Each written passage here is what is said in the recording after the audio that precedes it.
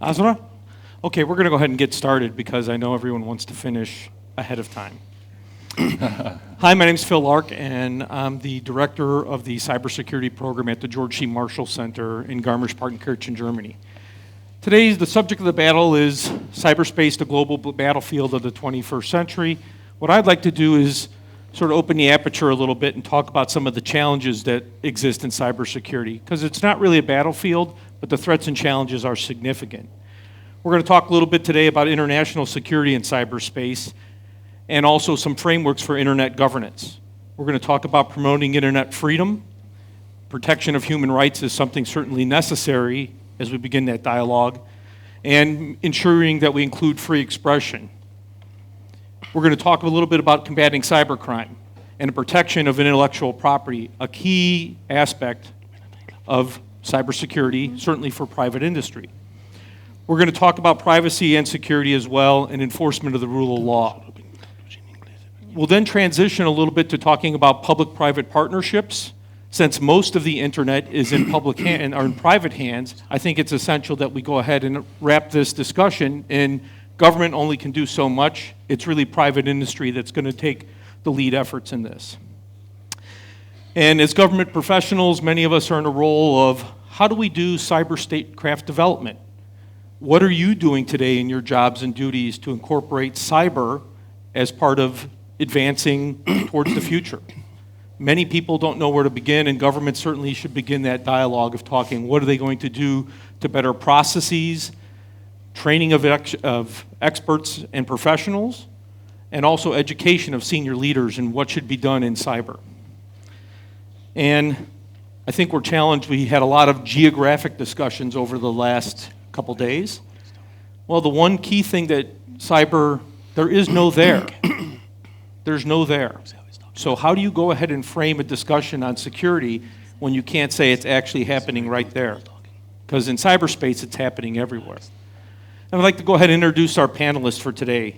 First, we're going to have Mr. Anil from the NATO headquarters, and he's our head of the Cybersecurity Defense section. So, sir. Phil, thank you.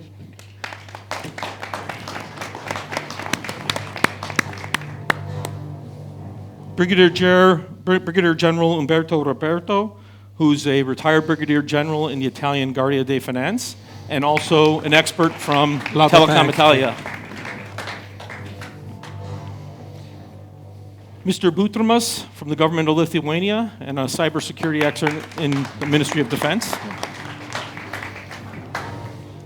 And then finally, Dr. Newton Howard. If you're not scared about cyber, you will be after his little talk today. Thank you.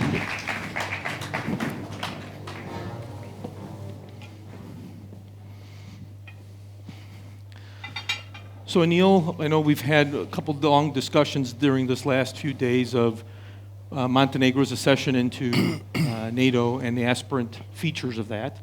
I know NATO is beginning to have big discussions on cybersecurity. Perhaps you can frame us some of those key themes and topics that are ongoing within NATO. Sure. Thanks, Will. Maybe before I go into what NATO is doing specifically on cyber, just a few words. Cyberspace is a new kid in town or in the block where traditional security domains like land, airspace, or maritime, that in these domains, NATO has been providing a blanket of security in Europe or transatlantic, which I would say also was one of the key enablers of the common values, democratic values, and prosperity and the stability that exists and we enjoy today. So, cyberspace has been the new domain, which quite a few people forget that it is really almost like not more than 20 years old. It is, even though internet existed as a domain, didn't exist until early 20s. NATO was one of the first organizations that recognized the significance and the threats which may emerge from cyberspace. It was as early as 2002 NATO summit in Prague. The communique used the word cyber threats, which at that time it was even sounded science fiction to many, but NATO was in the first of this recognition. And as earlier Professor Linda French mentioned, one of the things that NATO does best is establishing a coalition and to operate with common standards in a very effective manner. And what NATO is trying to do to include cyber defense, to integrate cyber defense to that same mechanism, same machinery, that when NATO carries its core tasks, which of course collective defense, crisis management, and cooperative security, that not only that it is able to use cyberspace within a problem, but also it offers a security assurance or the blanket also to its member nations and partner nations as available under its arsenal. Now, first NATO policy on cyber defense was a reaction to what happened in Estonia in 2007, so it was a reaction to one single event. Second policy we had was responding to taskers that came out from the 2010 Lisbon Summit. Head of states issued actually a quite ambitious statement on the cyber defense. Since then, we've been working very hard. And defense ministers next week, when they meet in NATO headquarters in their June meeting, they will be presented with the new third NATO policy on cyber defense, which we call the enhanced policy, which will reflect the progress so far achieved since the 2010 Lisbon Summit tasking, and also new political guidance that we have been receiving from the defense ministers. It's amazing, actually, since last year, every defense ministerials, there was working sessions on cyber defense. That indicates the awareness now that is at the political level on the significance of cyberspace. This is one of the components of the Cardiff Summit, that there will be a package of cyber defense deliverables at the Cardiff Summit, and this new policy, which will be again going in front of the defense minister next week for endorsement, is one of those. And please forgive me that I have to not be careful not to steal the thunder of our Secretary General and our other public diplomacy folks in the press conferences next week and for the summit. So I will not be able to go into details of what NATO may be announcing next week. But in total, NATO has been integrating cyber defense in all its business processes. A couple of examples, like NATO defense planning process. Last year in April, May, for the first time, we managed to include in the capability targets of NATO defense planning process very specific cyber defense capabilities, and all allies by the summer of last year agreed to commit to meet those capability targets by 2019. So that's a significant step and shows the value of NATO machinery, where to assist also allies to increase their resilience, national resilience against the cyber threats which may target their national networks. Same token applies to other NATO processes like intelligence sharing, in training exercises, in partnerships, and how collective defense would apply to cyberspace. So all these are parameters, elements of the new NATO policy that is coming out, and it just a recognition of cyberspace as I wouldn't still call it a new domain, but as the additional domain to the traditional domains, where we will have to have security to protect our common values, which in return will prosper and have our stability and well-being under the blanket of security, which NATO is about. I think I'll stop here. No, thank you very much. That's super helpful and helps frame our discussion. Umberto, as a former law enforcement officer and someone now that's working in private industry, what are the challenges you see to go ahead and combat cybercrime, and within the European context, and then also internationally beyond that? Yeah, the situation is a drama, and so it's difficult to find a point to start talking about a question, a matter that everybody is ready to under-evaluate. Because it's impossible that someone from everywhere is ready to attack me, to grab my information, to use them, and so on. And instead, in my experience, I have been the cyber sheriff in Italy for many years because I work fighting the cybercrime since 1986. And so it's a long time that I walk inside the underground computing reality, looking at the new form of life that we can meet, and it is not only the web that is at the basis of my evaluation. And I had a very lucky shot because my team, I was the founder and then the commander for more than 12 years of the National High-Tech Crime Special Unit in Italy. And we have the lucky shot to grab, to catch, and to put in jail the gang that was able to gain illegally the access to the information system of the Pentagon, so the Department of Defense, and the NASA, also in Italy, the Senate of the Republic, and more departments and a lot of governments all over the world. And in that occasion, I have discovered that my enemy wasn't someone that was inserted, engaged in a special troop, ready to fight a normal war. My enemy was a child. The gang leader of the team that was able to enter inside the Pentagon was 15 years old. And so it was really, the first surprise I had was, oh, damn it, God, it's impossible. This is a child.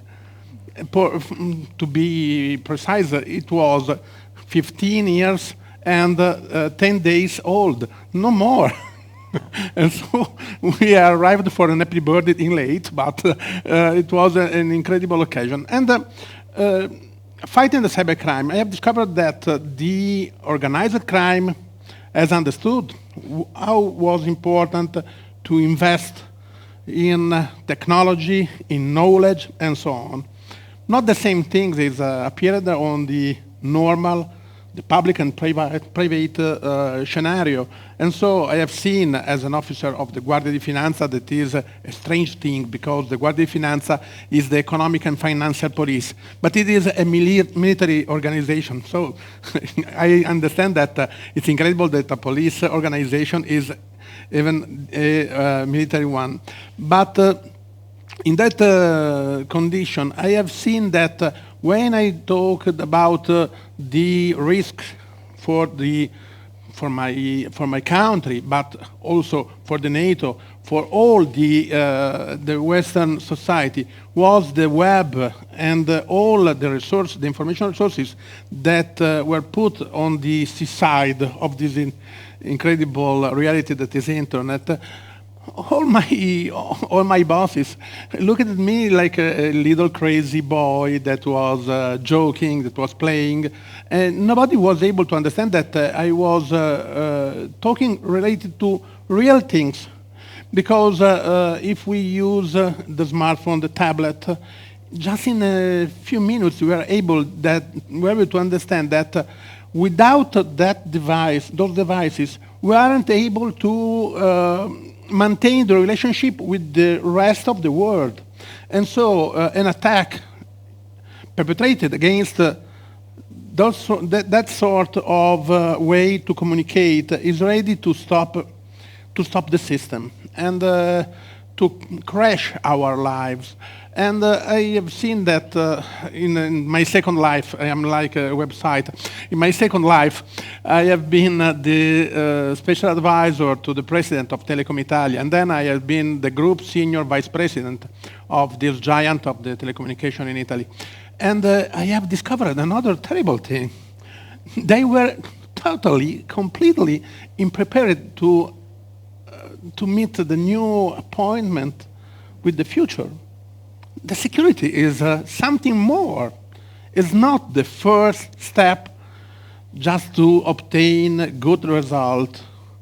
It's a cost, and so I don't want to spend my money defending the net, the infrastructure. Oh, but if I pay attention, I know that all the critical infrastructure needs the net and the connection as the oxygen for a man. And so I was really astonished because it was impossible that a reality as Telecom Italia doesn't consider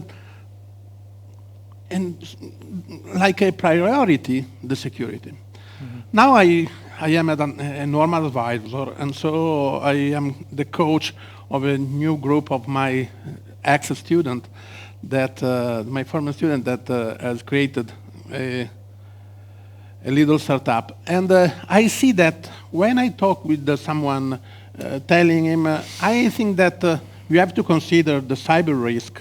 Mm-hmm. Cyber what?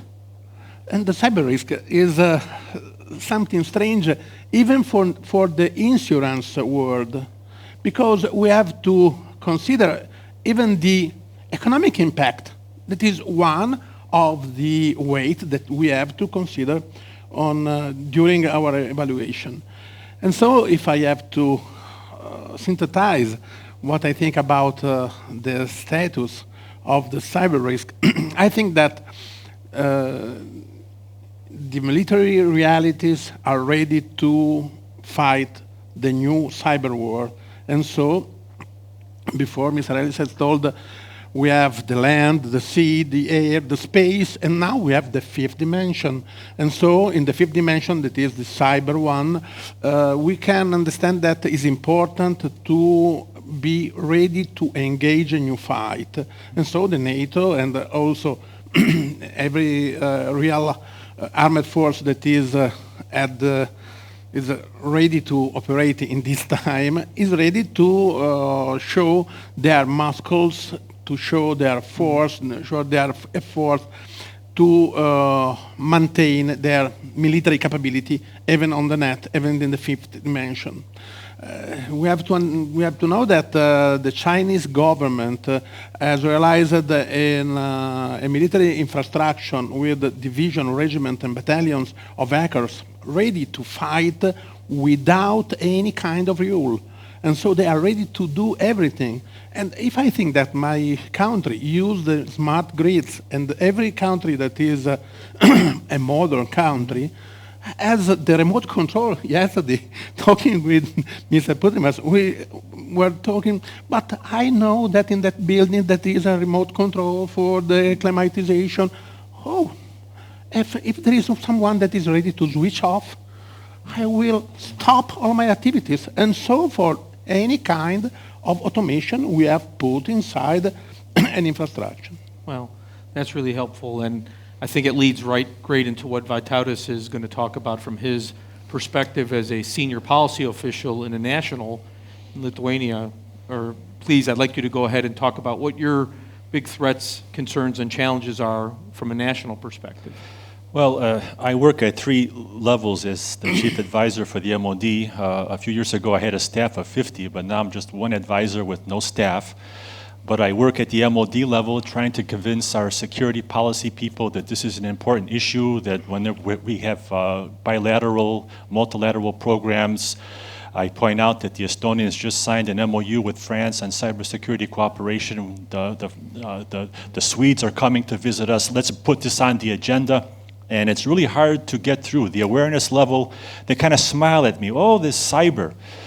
Also, at the national level, I'm working now on a task force. We just finished the work basically now. We're preparing a law on the cybersecurity in Lithuania, presenting it to our parliament in the fall.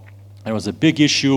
What do we need to protect? Everyone thought we need just to protect the government information systems and websites. There was a news portal attacked last year, a denial of service. And I said, that's very good, but excuse me, but what would happen if one day our citizens go to the supermarket and they say you can't use your electronic cards because the telecommunications infrastructure, there's something wrong with the financial system that's dependent upon the telecommunications. If what happened in Cyprus, you could only take out a certain amount of euros per day and the gas stations only accepted cash, how much cash do we have in our purses and wallets now? Can we survive? And trying to answer the question, what we need to protect is very important. And also at the national level, working with other ministries, Suleyman knows that NATO held a combined cyber coalition and crisis management exercises in 2012. I was part of the government task force to prepare Lithuania to participate in the scenario. And there was an interesting story from the national and from the NATO side. We proposed that half of the capital city of Vilnius would go without electric power. A cyber attack of the Stuxnet variety would occur. And right away, our Ministry of Energy personnel said, nonsense, our systems are not connected to the internet. And they're at our Minister of Energy is at the top of the pyramid, so all the operators in the room who are beholden to them all of a sudden went silent. Other people smiled because if someone says nothing is connected to the internet, they don't know what they're talking about. I'm sorry. From the NATO side said, oh, great, it's great having half of Vilnius without power, but just make sure that the side that does have power is where the Ministry of Defense is, because then the NATO secret network will not work. And I said, well, I sure hope our enemies will also be just as considerate. I go, what are we doing this exercise for? We need to find out what our capabilities are and what are the shortfalls. What do we do when the Ministry of Defense is out of power? I went this week, because I'm sort of a hands-on guy. I read a lot about cyber, but I went to our building engineer. And I said, show me me the electric connections that the Ministry of Defense has and the heating system. And I'm looking, oh, GSM antenna is connected to the brain of the electric control system. And I look, oh, there's a GSM card. I go, what is that? Well, the service provider can go in and look at the electric usage of the ministry. And I also went to the heating system, and I said, "Well, look, there's an antenna here. Does the heating company also?" Well, he says, "Well, I disconnected that because they started playing with the heating system, turning it on, turning it off." And I said, "Good thing you did that. Make sure you get their security policy. How much security-minded are they?" So that's at the MOD level. The policy people, security policy, are above me. I'm 3 floors down with a suit and tie, with a hard hat, and saw the backup generator, and so forth. So that's a big challenge. At the international level, I worked for a year at an informal work group at the OSCE for preparing proposals for confidence and security building measures for cyberspace. This is when Lithuania was a chair in 2011. And I went to the first initial meetings, and we started to get together with other nations. And I noticed there was a little problem. You know, I'm sort of like a IT guy, a little bit, some background, but I'm looking at other countries' representatives. It's the second, third secretary from the mission. They have no idea about this topic. And there are a couple of cyber superpowers in the room that have their agenda, they have their marching orders, and they're very dominant. And one of them in particular didn't like one of my proposals, which was to increase confidence and transparency and lower the level of suspicion among states over their activities in this area. That we should come up with something where states will agree that in peacetime we will restrain our activities against other states' critical infrastructures. This was a red flag to some other countries, and I was approached by one of the cyber superpowers. He said, if you continue with this proposal, I will speak to the head of your delegation and I'll have you removed, because this will be an incident between our two capitals. I said, wow. So I am off that work group, by the way. But I like to sneak around a little bit, and I found another OSCE work group preparing a guide on securing critical energy infrastructure from the terrorist threat emanating from cyberspace. It was a non-nuclear. I got into this group, and I was able to stay in to the very end. We came out with a nice guide. Send me an email. I'll send you the PDF. You can download it for free. But I had a couple of arguments with them. I said, why non-nuclear? Program logic controllers, supervisory control and data acquisition systems, SCADA system program logic controllers are used in the nuclear industry as well as the non-nuclear industry. A water pump is controlled by a program logic controller, which is connected to a network, which is vulnerable. And by the way, where are the terrorists? Terrorists like these blowing bombs and the CNN effect. There's other entities looking at critical energy infrastructure. Take, for example, the last Black Hat Asia that took place in March. There's going to be the next Black Hat in Las Vegas this summer. These are where hackers, black hats, white hats, the good guys and the bad guys kind of meet together and they talk about cyber. And big thing happened in the last few years. What do you think is the first course on the list for $2,500, how to learn? How to hack supervisor control and data acquisition systems. My gosh. The systems that are involved with everything we assume will be there, the lights, the heating system that's running this building automatically, I guarantee there's an internet connection or some sort of communications to a notebook or a USB. They are now the target.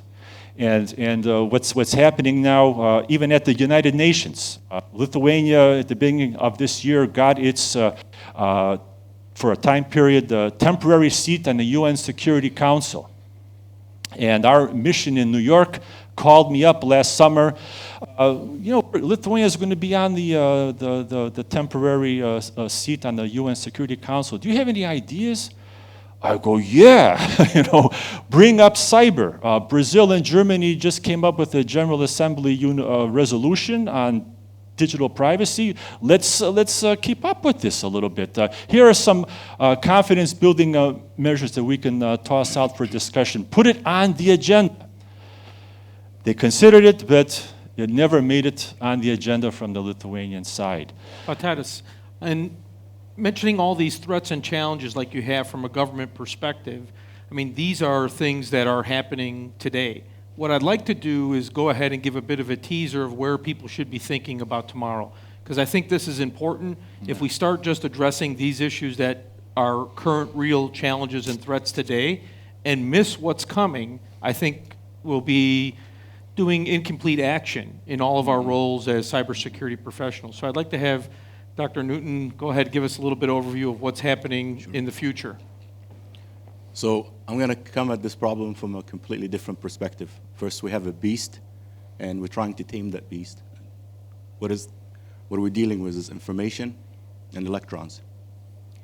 And the classic thing that we refer to in cyber warfare is that you're trying to gain control or have access to somebody's command and control systems, if it's economic, banking systems, etc. In research, right now we're talking about the Internet of Things, where the devices talking to devices. Today, we have actually rats wired, we're hacking into their brain, where we actually can turn on and off certain circuits of fear, circuits of happiness, like a light switch, depression, on and off. That's one classification area. Put that up. Okay. I'm not friendly with technology.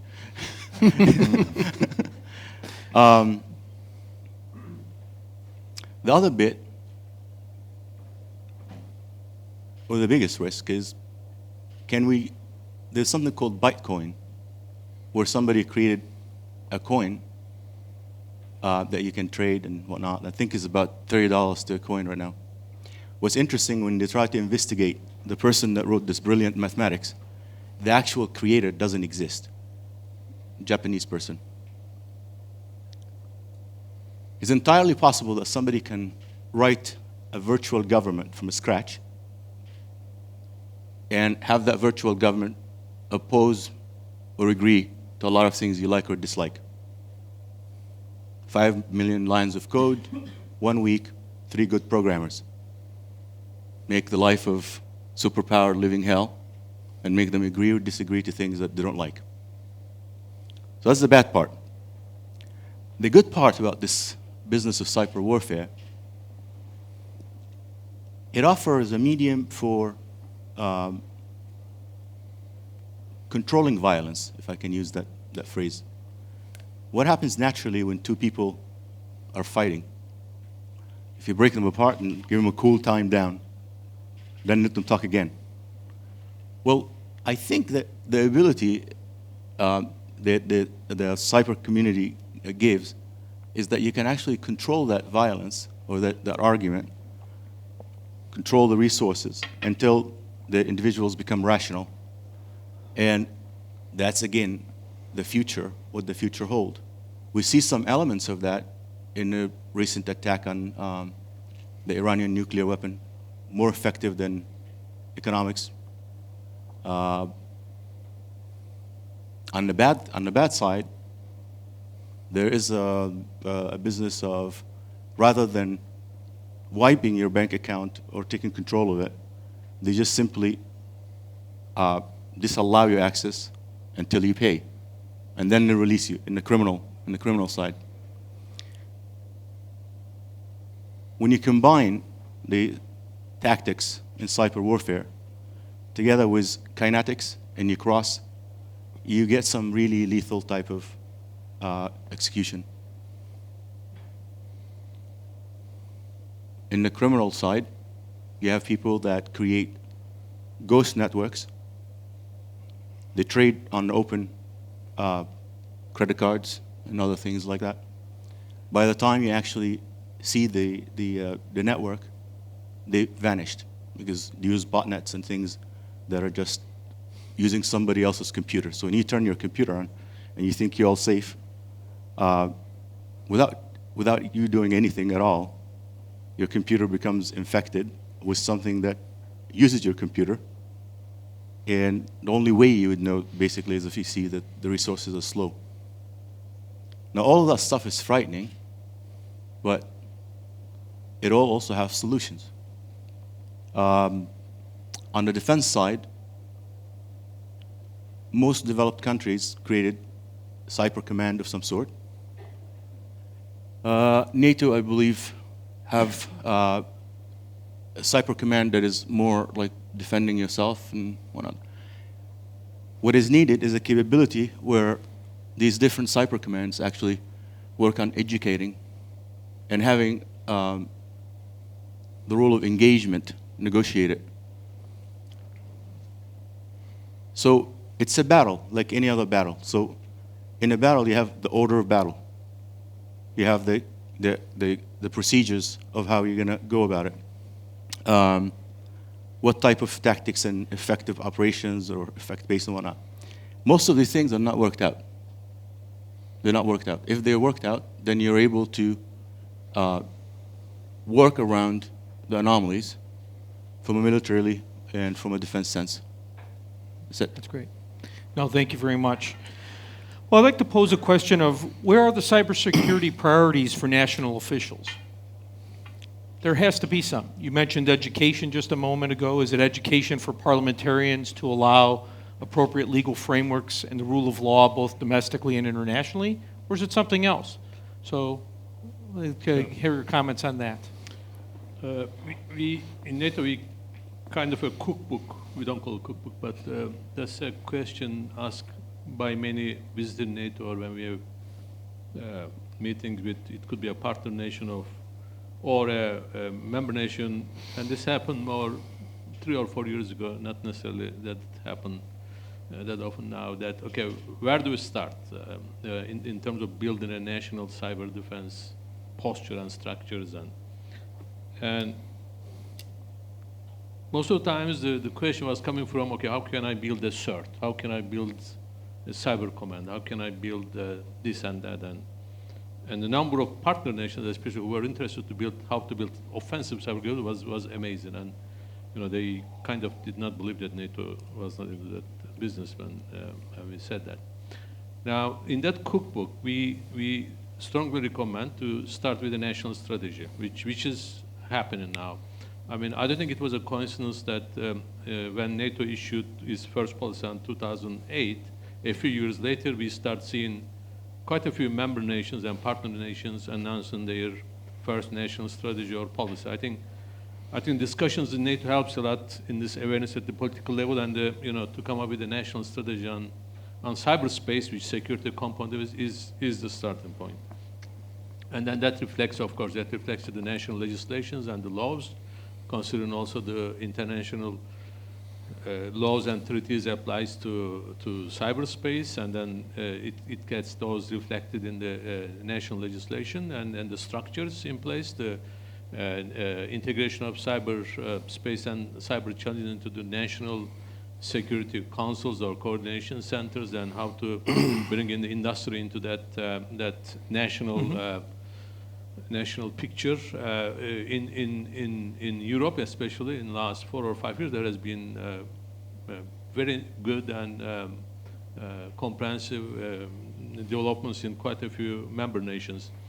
Really, the technical part of the cyber question is, which is, of course, cyber is about technology, but has become more straightforward, even though it is very dynamic.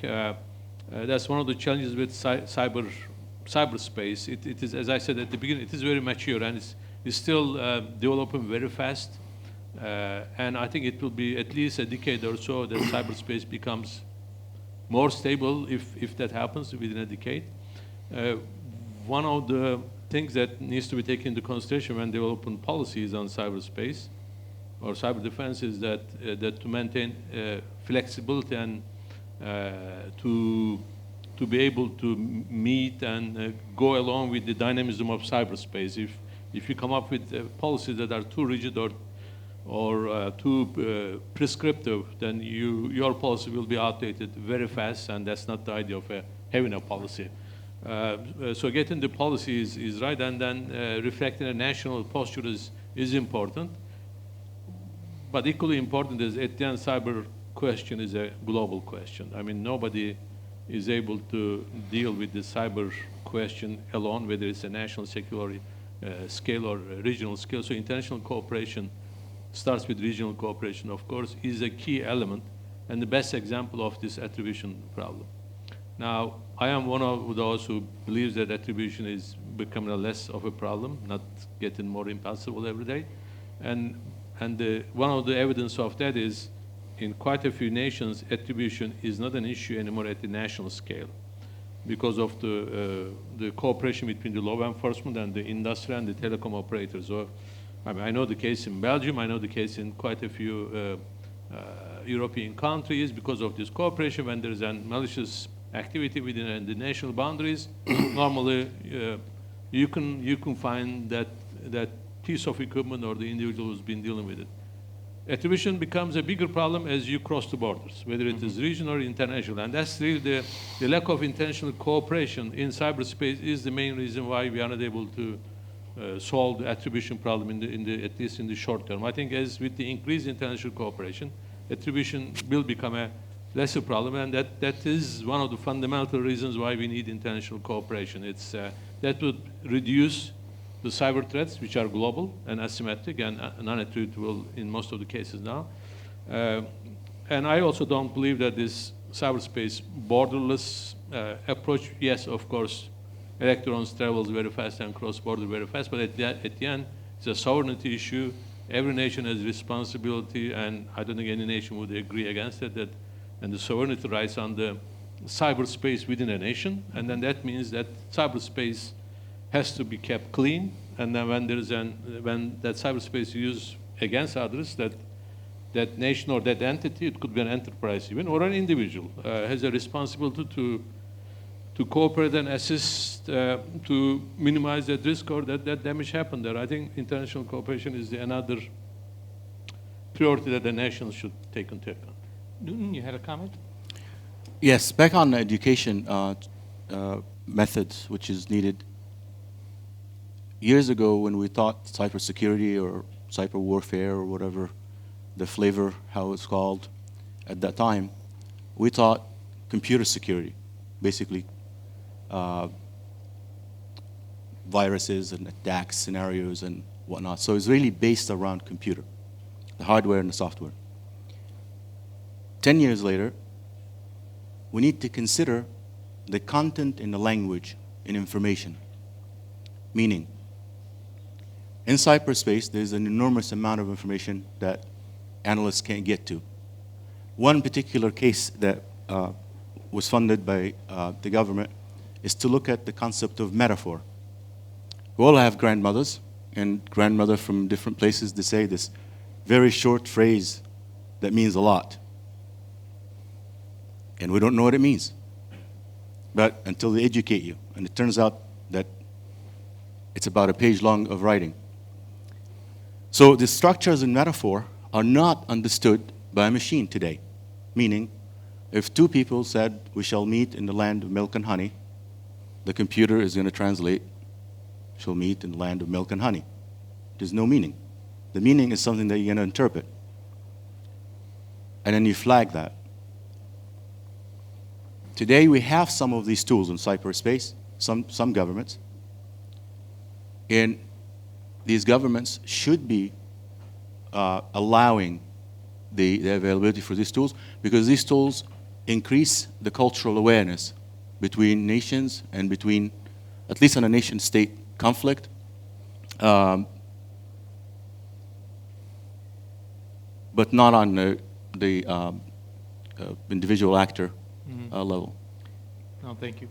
Vytautas, I'd like you to talk a little bit about cyber capacity building as you've gone out to other countries and helped them develop policies, rules, and procedures, and maybe if you can mention about some of the priority efforts that you've been involved in that. Yeah, well, I was a task force chairman for Lithuania's first military strategy, and also a task force chairman for the first cybersecurity strategy for the MOD, National Defense System. And I found from those experiences, and they took not just months, but years in some cases before we came to a consensus. There are three important questions that if a nation is starting out on this or they want to improve, they have to be very clear and get a consensus. As sooner the better you'll be, is three questions. What needs to be protected is the first question. If you just say government information systems, then everything goes in that direction. But you leave out critical infrastructure, which we all depend upon for our economies to function and the well-being of our society. Who's going to take care of that? So this is a big issue. You know, if you just have government people sitting with government, they tend to think, oh, it's government has to be protected. But you have to think about the citizens that you're working for. So that's a big issue to straighten out. This is the toughest issue I found so far, and it takes the most time. If you get this answered, then you can move on to the second question. From what cyber threats? You know, we can protect against everything from all kinds of threats, but which ones are really going to affect those things that we want to protect?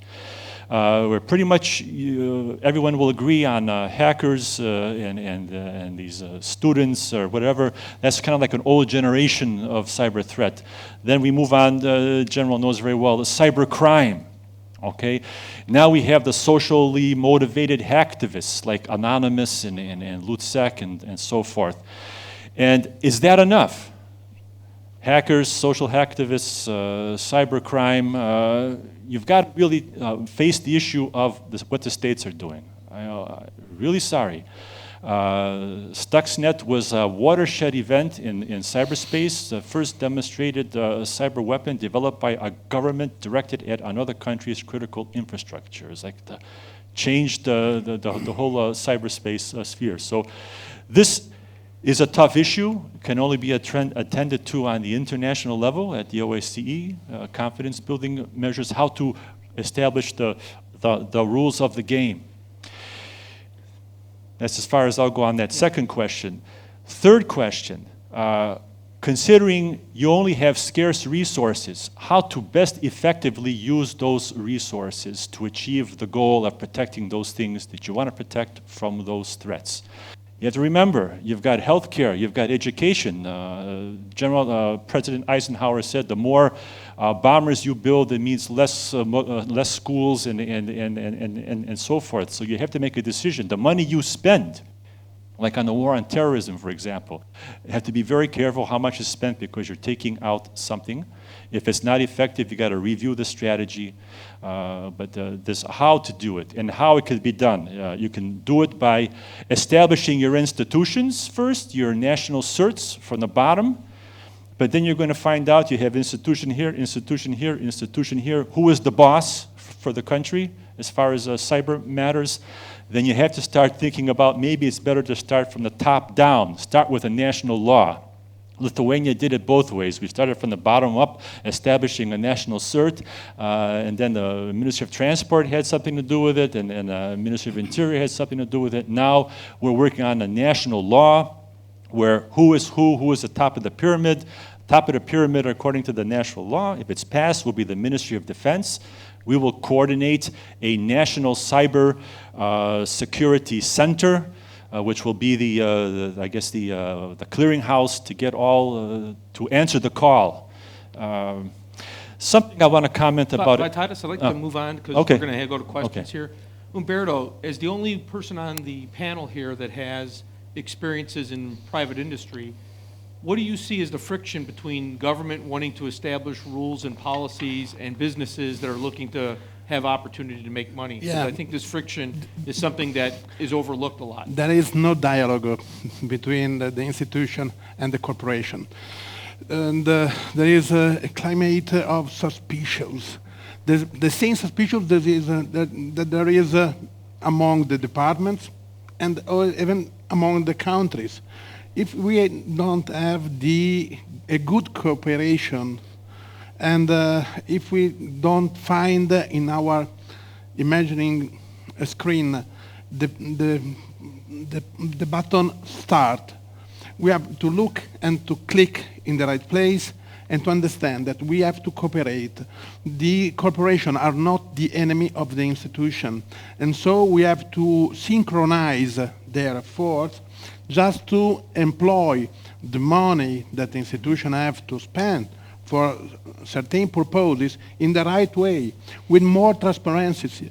We need that the institution gain the capability to spend the money, to understand what they are doing. And so the education is the first step. I have to sensibilize the people. I have to educate the people. I have to transform the institution boss in a real master of commander for a new play that is waiting for us. And so when I have created a good culture and I have explained that there are a lot of surprises at the horizon, I think that we can obtain a good cooperation. We can co-work in the right way, but we have to put away any kind of suspicions. Because I have seen in the past when in Italy people were working to realize a cyber defense model. Everybody want to be the chief. Everybody want to be want a place to put himself at the top of the organization and on the top of the chart. Instead, we have to understand that is really war. Is not simple a condition of warfare not identified. We are living a war, and they are moving faster than we can imagine. And we have to educate the people.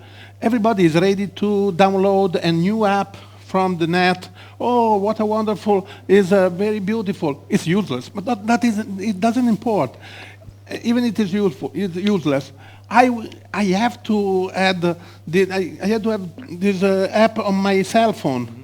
I don't understand that they are grabbing my information. They are moving me on a new path that I haven't chosen, and so on. And so we have to educate the people on the top of the community, but even the last, we call it in Latin, quisque de populo, the last one has been to educate in the same way, because everybody is using a pen drive and USB device.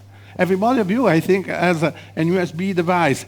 That was the mean that was used to pass the virus Stuxnet from normal condition of use on Linux, Unix, Windows, or Mac devices that weren't able to identify the danger that was inside some instructions, some malicious code that are an offensive respect the Mac, the Linux, or the Windows. But when this passage from the USB device to the computer another USB device, and so on, Stuxnet will arrive to shut down many systems that weren't connected to the internet, and it was considered a good point of starting. Yeah.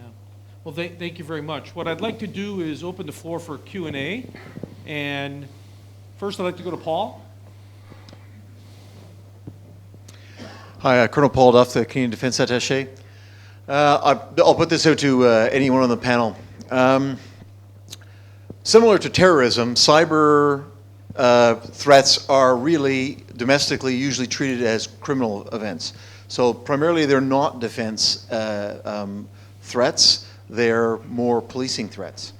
Now, our security structures, defense, police, intelligence agencies, the courts, were designed to defend and protect against physical threats, be they warfare or crimes against person and property within the country. Does the cyber threat and the ubiquity of the internet and cyber activity within our lives and economy, does that require us to rethink those pillars of our security structures, both domestically and internationally? Thank you. That's great. In terms of criminal law enforcement, to the extent that a cyber attack can degrade a nation's critical energy infrastructure, electric grid, natural gas pipeline supply during the winter, for example, to the extent that that system can be degraded, it is no longer a criminal issue. It is a national security issue. And they start talking about military come and help, or the government has to step in and do something, not just the police. There's a great deal of progress being made in cybercrime. We're catching a lot of people. But there's a lot of low-hanging fruit. If you go into this industrial control system world, there's very easy targets, and not only just for intentional attacks, but these systems are so complex. You have a power substation controlling, supplying electricity to a capital, but it's being controlled 10 kilometers away. Okay? If that's interfered with, these are low-hanging fruit, and yeah. Neil? Yeah, very good question. I don't think there is a need to change the structure, but it is more about integration of cyber aspects into the existing structures, and they ensure coordination across the board, because cyber goes all over the place. And it's sometimes very difficult to draw a line whether it is a criminal or it's a national security or defense issue, because there are cross elements or cross border in that. But it is more, integrating cyber defense or the cyber security into the existing structures than changing the whole structure in place. Okay, thank you for a chance to speak about this precise topic. I'm Oliva Reynolds, Security Studies Professor from Montenegro. And this is the issue that I'm really taking care about at the university where I work and where other works. And we started with the cybersecurity study programs. But there is a few questions actually that you raised here, and I would like to discuss with you and to share my opinion. The first one is to identify critical infrastructure, what all of you panelists said, and I think in IT especially, it depends on the development of the country. For example, if you take into account the traffic of the country, let's say air traffic or something like that, what is the critical infrastructure? So that's the first aspect, what is really important in my opinion. The second one is legal aspect, both in international and national level. Because as far as I know, there is the third aspect that I want to discuss, that is how to define actually, or how to classify cyber risks. Are they cyber crime, cyber warfare, or cyber terrorism? What? It causes sometimes, I would say, mixture, and sometimes it makes trouble for understanding both non-technical and technical experts in this field. And there is something what I would like to, what is my conclusion actually, that all countries need to be prepared in advance in their national security capacities to react on that. And there's some international institution like its NATO Center of Excellency or some others need to improve their capacities. I would say, as you mentioned, international cooperation, but I would say on the level of expertise before, in advance, and then to put it in the field, on the table, to give opportunity to national security experts to react on that. So thank you, and I would like to hear your opinions. No, thank you very much. I think one of the challenges is lexicon, norms, and values. It's different everywhere, and until there's some enthusiastic dialogue to go ahead and clear up just some of the basic terms. Cyber terrorism, thrown about the media all the time. You know, I'll be the first advocate to say, don't worry about it, it hasn't happened, focused on cyber crime. But Umberto, would you like to respond to her? Yeah, I appreciate your comments, and they are really important.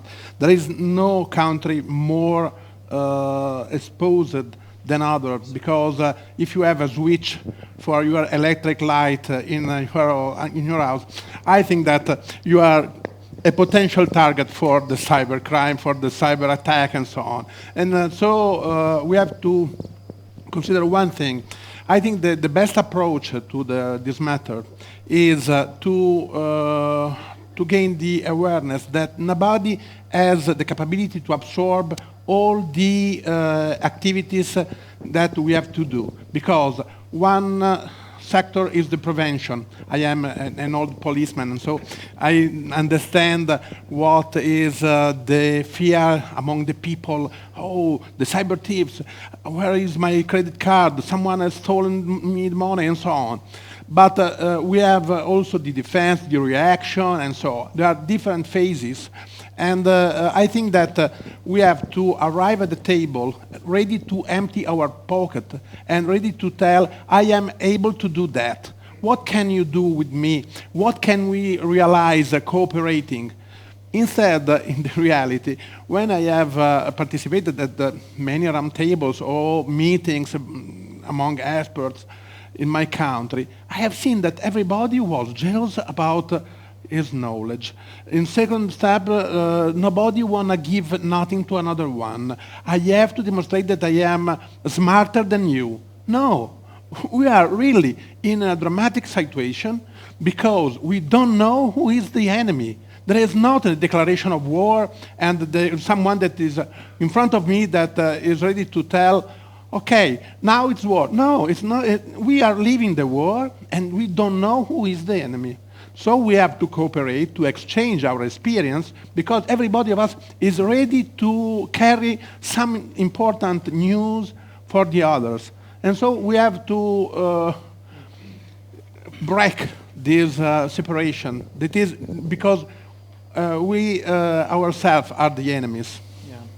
I mean, trust is one of those things that has been lost since this Snowden debacle of the last couple of years. So international trust is something that has to be regained slowly, and developing measures and mechanisms for this, I think, is important.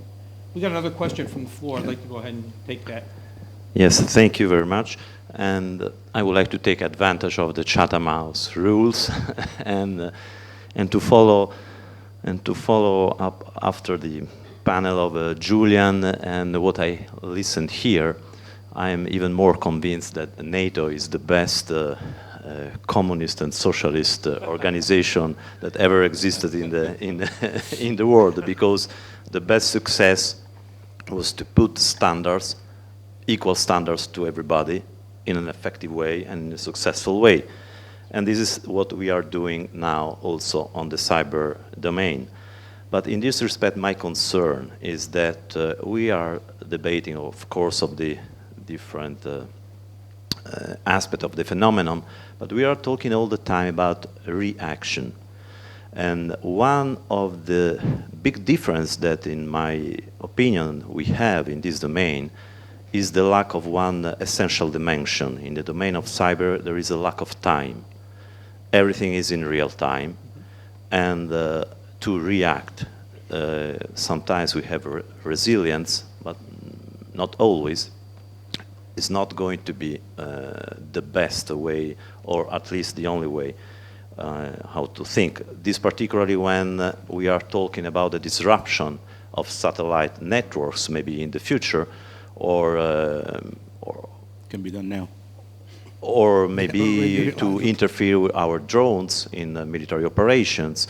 And so there are many other scenarios that are open to us that it was just been said here, is a problem of national security. So my question is regarding NATO. At what stage we are regarding the debate on considering an Article 5, under the Article 5, these kind of threats? And if there is any possibility of somebody is foreseeing also not only a reaction, but in some cases, with the capabilities that are already in place, some preemptive or preventive action. Thank you. Wow, that's great that you're here to answer that question. How to apply collective defense into cyberspace is one of the actually areas that is addressed in the new policy that is going in front of defense ministers next week. And it is related with, you may remember that in the 2002-10 NATO strategic concept, which is a concept for the decade, there is a strategic level description of the cyber threats, which talks about that the cyber attacks may reach a threshold that may threaten national security and transatlantic security and well-being and prosperity. So that is really the threshold that NATO would take into account when Article 5 is maybe discussed, but as quite a few people would like to remind you that before Article 5 there is Article 4, or you know, the previous. So hopefully nobody will need to reach to a point where Article 5 is discussed for cyberspace, but that is, this is not a new concept. This was also implied in the strategic concept, which is a public document, where I think it is paragraph 12. It talks about that emergency security challenges would be also subject to collective defense, which is Article 5 was specifically mentioned. Now, obviously, such a case would have to be consequence-driven. I mean, it would be probably counterproductive and wrong to be too descriptive about what would require in cyberspace to go for Article 4 or Article 5. And it would be probably a policy mistake, again, to be too specific. And at the end, Article 5 is a political decision, no matter what type of attribution or what type of evidence or what type of... so that flexibility has to be in place to allow the political decision. But if I need to share my personal opinion with you, of course, such a case should be similar to an kinetic attack, like we are talking about cost of lives in large scales, or big impact on our economies or our well-being, and just like any other threat or attacks against the alliance that would create that type of consequence. Of course, if that is carried out by a cyber attack, I think that would have to be looked at it from that perspective. I don't see what we see today as a reason for Article 5 on our networks, which is lots of, I would say, I think we are somehow in a Cold War in cyberspace right now. There is lots of espionage, there is lots of geopolitical positioning going on. But Article 5 situation will have to be consequence-driven, and it has to maintain its ambiguity. That's helpful. Please, our next question. Thank you. My question was related to the fact that so far much of what has been discussed this panel, I think, has been related in one way or another to basically how to provide critical infrastructure security from cyber risks. Okay? But I was struck by the fact that it seems that all the measures that were mentioned by the panelists, all initiatives, all policies were based on the same good old broad approach to providing critical infrastructure security, which is centered on protection only, which is kind of which is focused on protecting critical infrastructure from a very limited number of relatively familiar, known threats. Okay, you mentioned that very, very clearly. Now the approach, another broad approach that has been gaining momentum for quite some time is that at the time when we have new threats emerging daily, you know, maybe a more appropriate strategy, not necessarily, the two do not have to be mutually exclusive, but a more appropriate strategy would be to increase the general resilience of the infrastructure to all sorts of risks, including unknown risks, you know. I just wanted to ask you, you didn't mention that because you think this is not relevant, or you think that it's desirable but not feasible, given how present state policies on critical infrastructure protection, security sort of are structured, on how private-public partnership works in the field. So I just want you to reflect on that briefly, and my question is solely for the gentleman from Lithuania and the United States. Thank you. Good question about resilience. We have a problem when we're talking about critical infrastructure. In the old days, an operator will be sitting in front of a control panel and he's looking at a condenser that's maybe 3 stories high in front of him at a power plant, and he's controlling it. That was the old days. The IT world has entered this formerly closed world of operator next to his piece of equipment. And now they're using remote control, long distance. I mentioned I visited a power substation for the capital of Vilnius. The machinery is all there, but it's controlled 10 kilometers away by the airport. And it's run by a SCADA system with a Windows 2000 computer. And the operator thinks it's okay. But you have now, talking about resilience now, this is the big challenge for us in securing critical infrastructure. You have systems connecting to systems, okay? You have 8 pieces of equipment from 8 different manufacturers all on the same Ethernet. And IT guy like me wants to do a software upgrade on an ABB controller. He's going to do something that may affect what's on that same network and cause a cascade. IT guy like me comes to a power plant, he wants to do a scan of the network, all these remote devices that he has at his availability. He scans the devices, but he doesn't understand industrial control systems. He doesn't know that there's a sensor monitoring a pump on a nuclear reactor that has only a 25 megahertz processor, which is what I bought 23 years ago, a notebook computer, with a little itty-bitty processor with 6 megabytes of RAM, okay? That little bitty processor gets this command to respond to a scan of the network, and it can't handle it. It stops sending data. And all of a sudden, alarm at the reactor. The pump is not sending data. There may be something wrong with the water supply pump, and an automatic shutdown of the reactor, automated process. You can't stop it. Nothing wrong with the pump, but the sensor sending the information can't handle it. Again, it's the complexity of the system.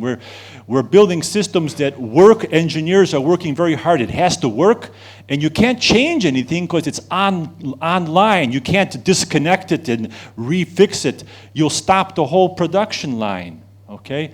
So it's like a house of cards. It stands, it works, but you blow a bit and it falls down. It's not very it's very cyber fragile. And this is something that leads to perhaps more unintentional events, but the bad people who know about this vulnerability can design an intentional event to make this happen. And again, I started my career 24 years ago in this. It was Michelangelo virus, 1990 on January 6th, Michelangelo's birthday. All the hard drives that are infected or floppy disks that we used at the time would erase. I go 23 years into the future. Last year, 2013, Saudi Aramco, one day, the largest oil company in Saudi Arabia in charge of the oil fields, 30,000 computers erased. I thought back, well, this is sounds like Michelangelo, same kind of effect, but it's networked, it's 30,000 computers, the backups, the servers. For 2 weeks, the Saudi Arabian oil company had the oil was safe, but they didn't know what to do with the oil. Tankers are coming, but the administration side is erased. And I can't imagine how they got out of that mess. I was going to say, one of the challenges of this whole SCADA system approach is most of these systems are in private companies' hands. And talk about resiliency and motivating companies to go ahead and do this. I think you're challenged because it's not financially, there's no incentive program for them to do that. Yeah. I visited the electric grid. Sorry. Okay. There's, on preventing these type of events from happening,